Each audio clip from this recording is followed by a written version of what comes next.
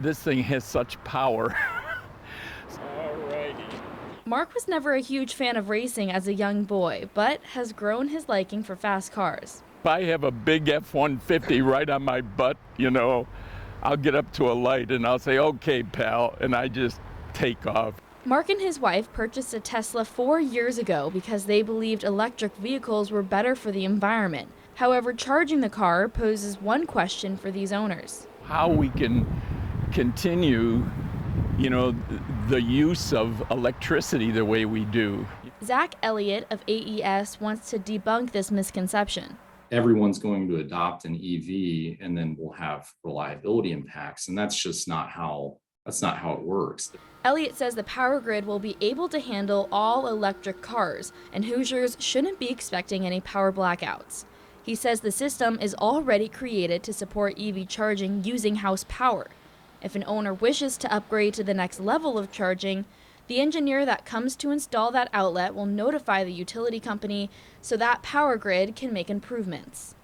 We continuously forecast load growth, and to the extent that we do foresee any reliability issues in the future, then we would make the necessary investments to support ongoing reliability.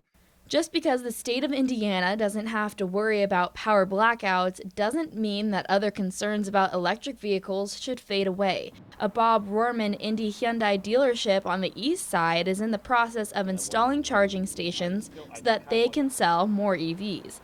They'll be installing a 480-volt service to their building. This high voltage is typical for industrial facilities and now might become the new normal for car dealers. Just the infrastructure is going to be about $300 grand. With the high capacity chargers, the quick chargers, level 3s, we're going to be just short of $500,000.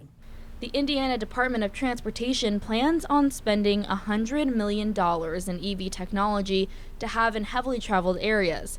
And that money is coming out of everyone's pocket, even those who don't drive an EV. The cost to put those chargers in is going to be radical. I know what I'm spending just to put a few here at this dealership. Couldn't imagine lining them all the way through the state. I mean, it's a lot of taxpayer dollars for a few people that have them.